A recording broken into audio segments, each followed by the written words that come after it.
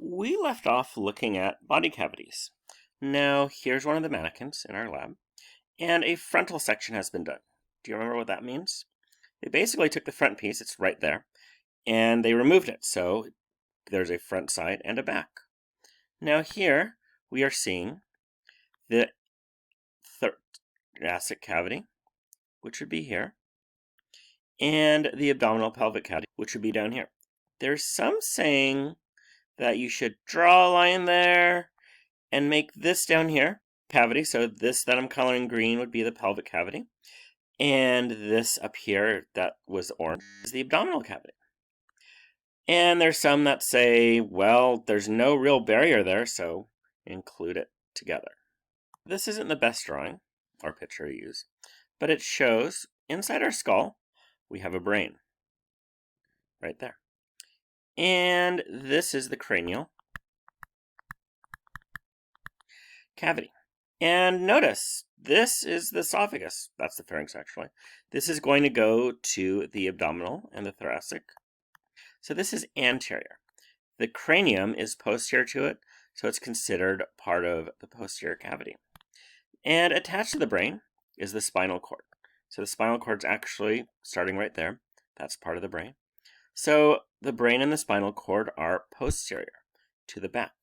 So they are the posterior compartments or cavities. Whereas we have the anterior being the thoracic and abdominal. So I hope these models sort of help clear it up. And that's where we left off. We have the anterior compartment or cavity subdivided into the thoracic, which would be up here, the abdominal, and the pelvic. And again, these are sometimes combined together. Now, the anterior compartment has membranes around the organs. They're called serous membranes. There's a small amount of fluid that lubricates it and prevents friction from them rubbing against each other. So let's look at some abdominal organs. We have this membrane that lines the entire, or almost the entire, abdominal organ region. So it's protecting all those organs in here. We have the lungs. The lungs have this serous membrane that are surrounding it, and the heart too gets its own serous membrane. So the serous membranes are around organs of the anterior compartment, not posterior, and it helps protect against lubrication. Now, serous membranes are divided into two parts, actually. You have the parietal layer and the visceral layer. What's a visceral reaction, or what do you do when you eviscerate somebody? Well, an eviscerate actually comes from ripping the internal organs out.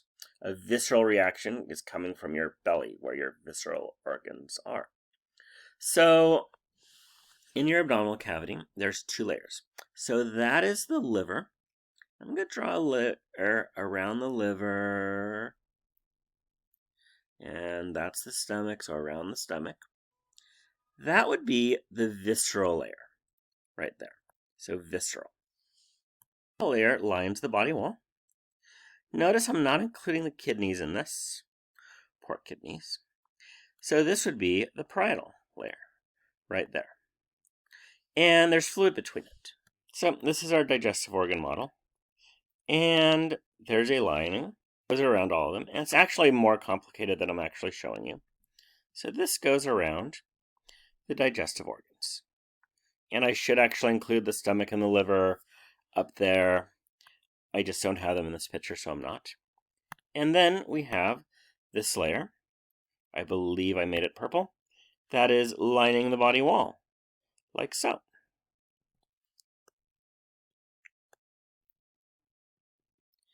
And you can see here there's a space there, and the space is filled with a fluid.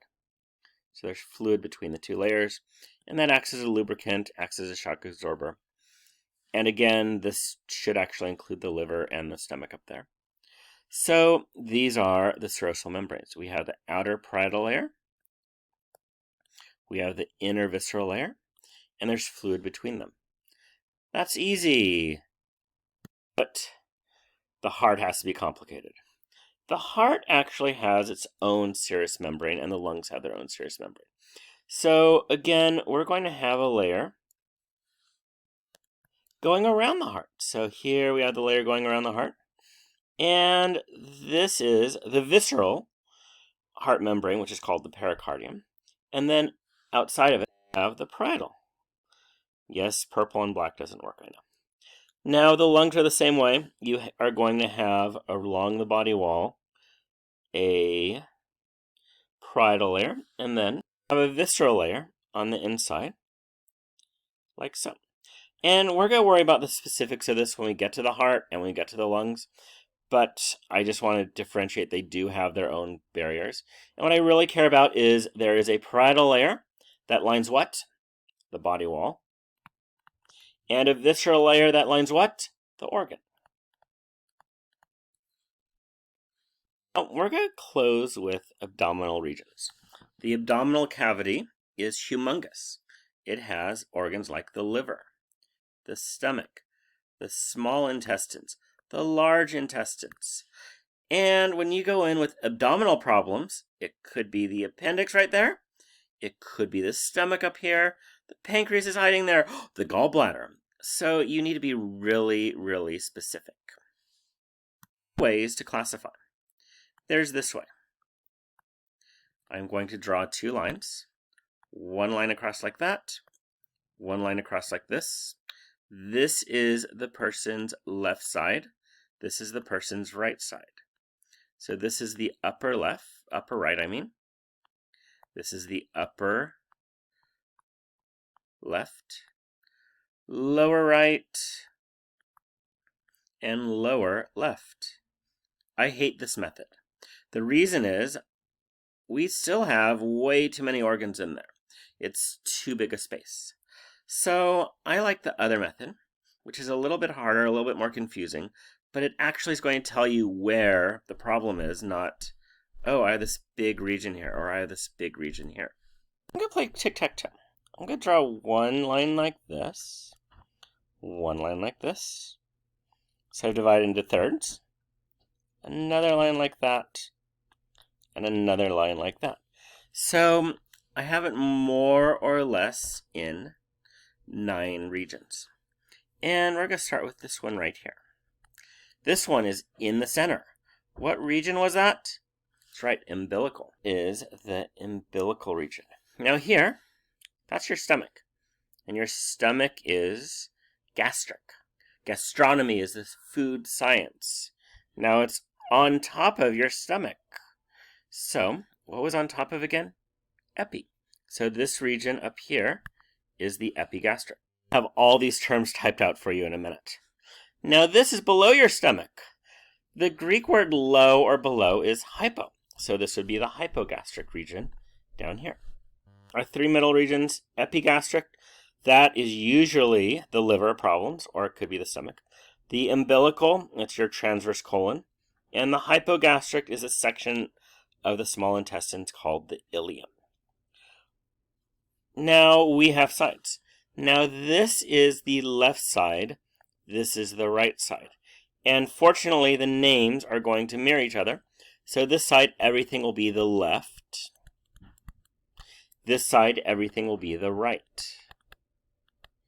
Because you are always doing the patient's side, not your side. Now, see how you have ribs here? The ribs actually connect with cartilage. And the cartilage covers this region and this region. Now, cartilage is chondra.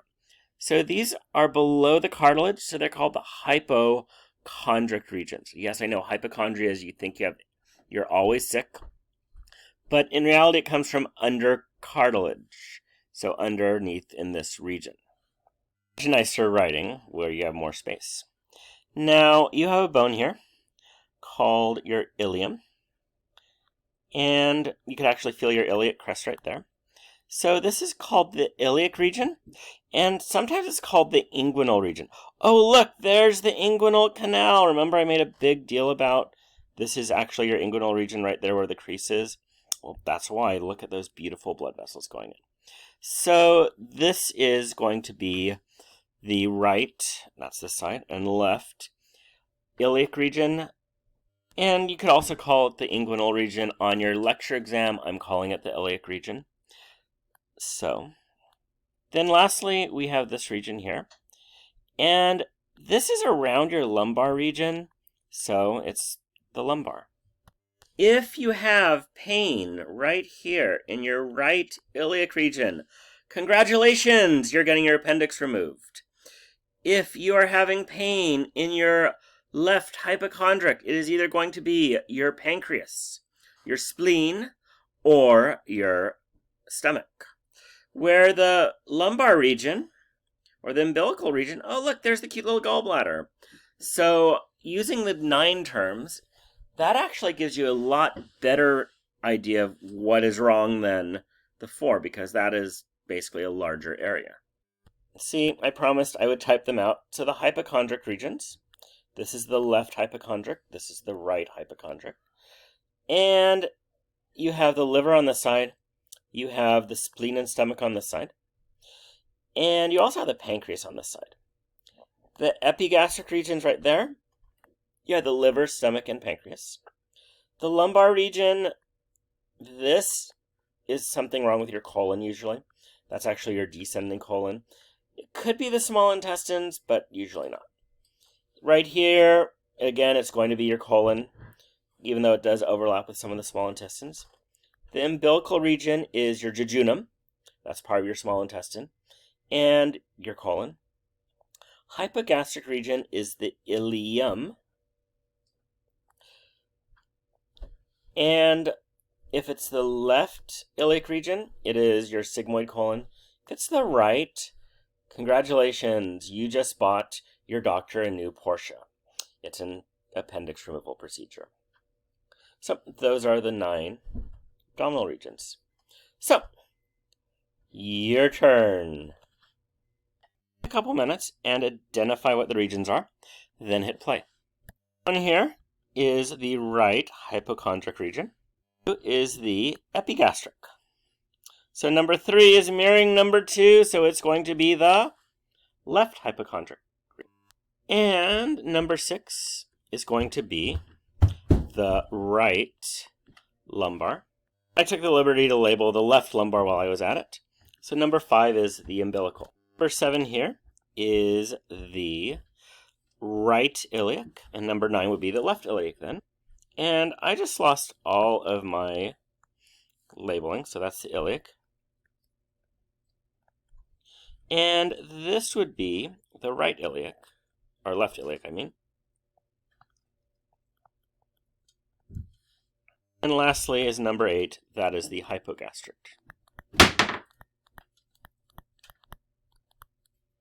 So this is actually an R, that's an L, so right iliac, left iliac. And critical thinking. The end of a bone in the arm or leg that is closer to the trunk would be what? Distal, proximal, inferior, superior. So close, that means proximal. I don't use distal, or I don't use superior, inferior for legs, so it would have to be proximal. A bone is broken at a 45-degree angle. Well, that's an angle, so nope, that's front and back, top and bottom, left and right. Has to be oblique. So that is the end of our presentation and our first lecture. I am sorry I lost all the ink on that picture at the end. I have no idea what happened to it all. And I hope you enjoyed, and I will see you in lab.